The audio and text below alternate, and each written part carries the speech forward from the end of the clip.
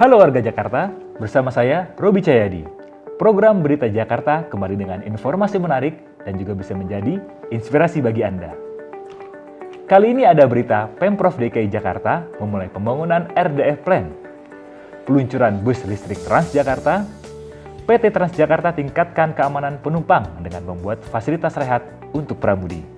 Juga vaksinasi anti rabies untuk hewan peliharaan dan pemanfaatan sampah plastik oleh warga. Pemerintah Provinsi DKI Jakarta memulai pembangunan fasilitas Refuse Derived Fuel atau RDF Plan di tempat pengolahan sampah terpadu Bantar Gebang, Bekasi. RDF Plan merupakan pabrik bahan bakar turunan dari sampah lama yang ditimbang dari gunungan landfill sampah. Nilai kalor dari pengolahan sampah tersebut setara dengan batu bara. Gubernur DKI Jakarta Anies Baswedan mengatakan, fasilitas ini solusi dalam pengolahan sampah yang berada di Bantar Gebang. Setiap harinya, fasilitas ini akan ditargetkan bisa mengolah sampah hingga ribuan ton. Diproyeksikan bisa sampai 2.000 ton, 1.000 ton sampah baru, dan 1.000 ton yang sudah terkumpul di Bantar Gebang. Sementara Kepala Dinas Lingkungan Hidup DKI Jakarta, Asep Kuswanto mengungkapkan bahwa produk hasil dari pengolahan sampah di RDF Plan telah ada yang siap menerimanya. Insya Allah akan diambil di drop ke pabrik semen yang dekat dengan TPST Bantar Gebang. Tidak hanya RDF Plan, Pemprov DKI Jakarta juga kini akan mengelola pembangkit listrik tenaga sampah merah putih setelah asetnya diserahkan oleh Badan Riset dan Inovasi Nasional. Wih, semakin canggih pengolahan sampah Pemprov DKI ya. Ini solusi jitu. Pemerintah Provinsi DKI Jakarta resmi meluncurkan armada bus listrik Transjakarta. Pastinya mengurangi polusi udara dan angkutan umum di Jakarta jadi semakin nyaman. Peluncuran bus listrik ini merupakan langkah dari Pemprov DKI Jakarta untuk bisa mengurangi polusi udara. Gubernur DKI Jakarta Anies Baswedan mengatakan, pada akhir tahun Pemprov DKI Jakarta menargetkan bisa mengoperasikan 100 unit bus listrik. Hari ini, secara resmi 30 bus listrik digunakan untuk rute Transjakarta dan akhir tahun ini, insya Allah akan ada 100 bus listrik yang beroperasi. Ini merupakan bagian dari piloting yang sedang kami kerjakan. Harapannya di 2030, semua kendaraan umum bus di Jakarta bisa beroperasi dengan tenaga listrik.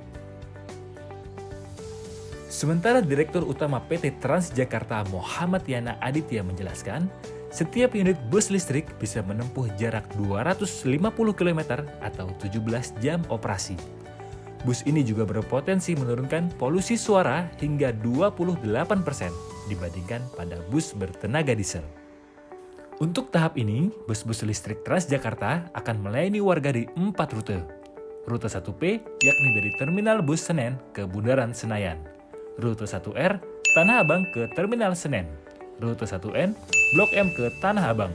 Dan rute 6N dari Ragunan menuju ke Blok M.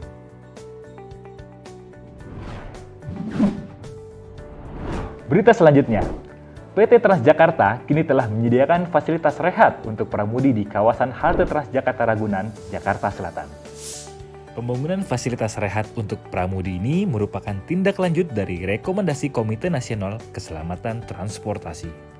Direktur Utama PT Transjakarta, Muhammad Yana Aditya mengatakan, fasilitas ini sangat penting untuk menjaga kondisivitas dari pramudi, sehingga bisa bertugas dengan baik dan aman.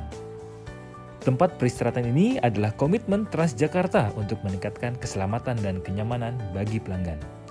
Kalau pengemudi bisa beristirahat dengan baik, kita harapkan pengemudi bisa mengendarai kendaraannya dengan baik.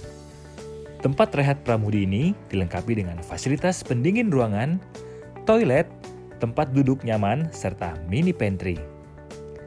Setelah fasilitas rehat di halte Ragunan, PT Transjakarta juga akan membangun fasilitas serupa di kawasan halte Transjakarta Blok M, Kalideres, Pulau Gadung, Pinang Ranti, Ancol, Puri Beta, dan Tanjung Priuk. Sudah seharusnya pramudi harus selalu dalam kondisi fit, jadi perjalanan aman dan nyaman deh. Kali ini ada vaksinasi anti rabies untuk hewan peliharaan digelar di Kelurahan Senen, Jakarta Pusat. Kucing, anjing, hingga kera dibawa oleh para pemiliknya untuk divaksinasi anti rabies secara gratis di kantor Kelurahan Senen. Dalam kegiatan yang digelar sejak tanggal 7 hingga 9 Maret ini, berhasil memvaksin 59 hewan penular rabies. Subkoordinator Peternakan Suku Dinas Ketahanan Pangan, Kelautan dan Pertanian Jakarta Pusat, Dwi Yani Herawati mengatakan, antusias warga sangat tinggi dengan adanya vaksinasi anti rabies ini. Mereka, warga yang bertanggung jawab membawa HPR atau hewan penular rabiesnya, anjing, kucing ataupun kera tadi ke tempat kami. Ini baru warga-warga yang benar sayang hewan peliharaannya, mau meluangkan waktu untuk vaksinasi agar peliharaannya tidak terjangkit penyakit. Yang ini ada Karang Taruna dan warga Kelurahan Manggarai menggunakan sampah plastik untuk menghias lingkungan. Sampah plastik yang memang sulit untuk terurai dibentuk dan diwarnai oleh warga menjadi wadah tanaman-tanaman hias. Untuk lebih menarik, bentuk-bentuk kreasi dari sampah plastik ini ada yang menyerupai karakter-karakter film kartun, seperti Minions, Mickey Mouse hingga Doraemon. Ketua Karang Taruna Kelurahan Manggarai, Yudi Hartanto mengatakan, kegiatan ini dilakukan untuk membuat lingkungan sekitar lebih terlihat tertata dan indah. Penataan ini menggunakan bahan bekas seperti galon, botol plastik, dan kardus, ditata menjadi karakter-karakter unik dan lucu, sehingga menarik bagi warga maupun orang luar yang lewat di sini. Wah, lucu-lucu kan hasil karya dari mereka? Pasti anak-anak juga senang karena melihat karakter-karakter kartun. Demikian program Berita Jakarta edisi minggu pertama Maret 2022. Tetap semangat, jalankan protokol kesehatan, salam sehat.